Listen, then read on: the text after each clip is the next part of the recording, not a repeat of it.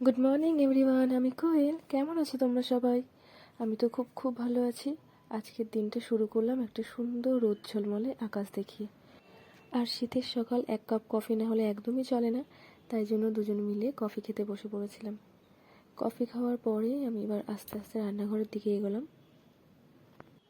রান্নাঘরে কাজ বলতে তেমন কিছুই ছিল না, জাস্ট কিছু সবজি কেটে দেওয়ার ছিল, কারণ মামুনি সাম্বার বানাবে আর মাম্পু ইডলি আর ধোসা বানাবে, তাই জন্য।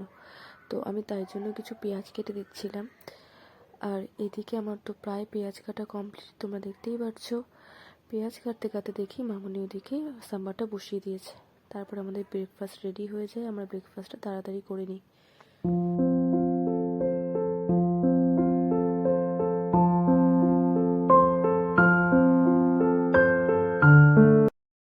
আর ব্রেকফাস্টে ছিল ইডলি, ধোসা আর সাম্বার।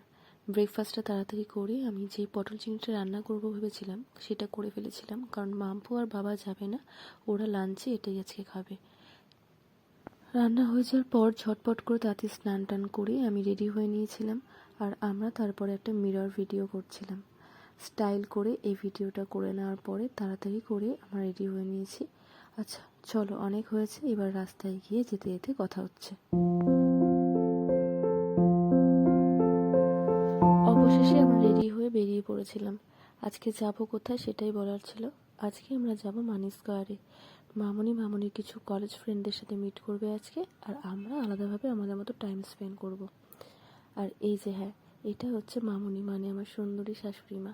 তোমরা সবাই আগে হয়তো ওনার ফটো দেখেছো, তোমরা অনেকেই আমাকে বলেছো। আর দেখতে দেখতে আমরা তো এদিকে মানি স্কোয়ারে পৌঁছেও গেছি। মানি স্কোয়ার মলটা ছিল খুব সুন্দর, খুব বড়। এর আগে আমি কোনোদিনও আসিনি এখানে, কিন্তু আমার আসার খুব ইচ্ছে ছিল। তোমরা হয়তো অনেকেও এসেছো এই মলটাতে। তো আমি শুনেছি মলটাতে নাকি আগে অনেক দোকান বা স্টোর ছিল, কিন্তু এখন বেশিরভাগটাই সব উঠে গেছে।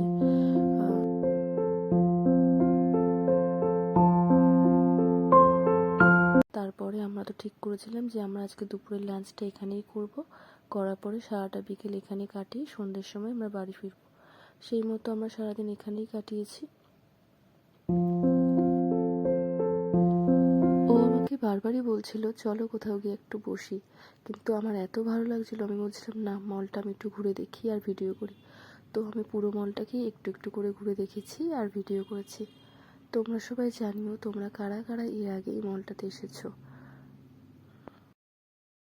বিয়ের পরে ছিল এটা আমাদের ফার্স্ট আউটিং বা ডেটিং বলতে পারো, কারণ বিয়ের আগে আমাদের তেমনভাবে ঘোরা হয়নি, আর বিয়ের পরে এটাই ছিল আমাদের প্রথম একসাথে ঘুরতে যাওয়া। আর যার জন্য আমার খুব খুব ভালো লাগছিল এই দিনটাই। আর দুপুরবেলা লাঞ্চে নিয়ে নিয়েছিলাম আমার জন্য বিরিয়ানি, আর ওর জন্য ছিল ফ্রাইড রাইস আর চিলি চিকেন। বেশ ভালো খেতে ছিল, কিন্তু 100-র মধ্যে 100 দেওয়া যায় না, ওটা 50 মানে 50 দেওয়া যায়। আর এইদিকে যে আইসক্রিমটা তারপরে খেয়েছিলাম, এত ভালো লেগেছিল, এত সুন্দর, খুব সুন্দর ছিল খেতে আইসক্রিমটা।